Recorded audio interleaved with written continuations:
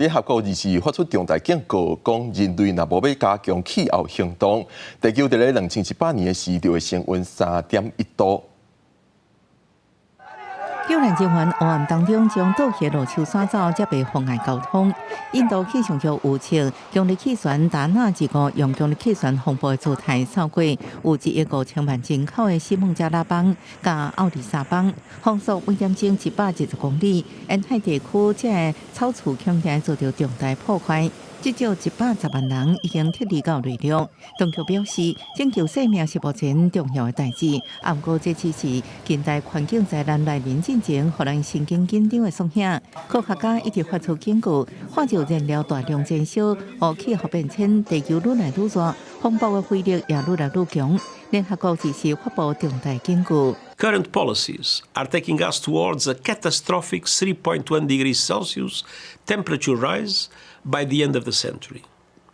As this report rightly puts it, people and planet cannot afford more hot air.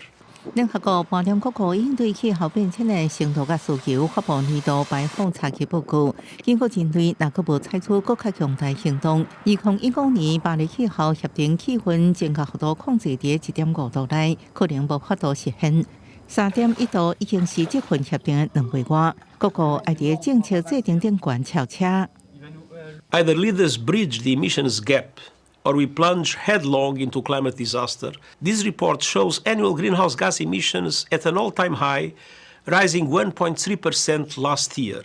目前全球温度已经升高差不多1.3度。报告发现，就算各国照即卖程度采取行动，到2100年，气温依然会升高到2.6度到2.8度之间。相关数据甲过去3年的调查结果是同款。各国爱伫2030年进前，将每年温室气体排放减少42%，搁伫2035年进前达到57%。这样希望防止温度升高超过1.5度。不过，已经被认为可能无法度达成。下个月，各国会伫亚塞拜然参加年度联合国气候峰会 COP29， 会用去年达成协议做基础，爱伫摆脱化石燃料顶悬搁较拍拼。公司新闻，恩文玲朋友。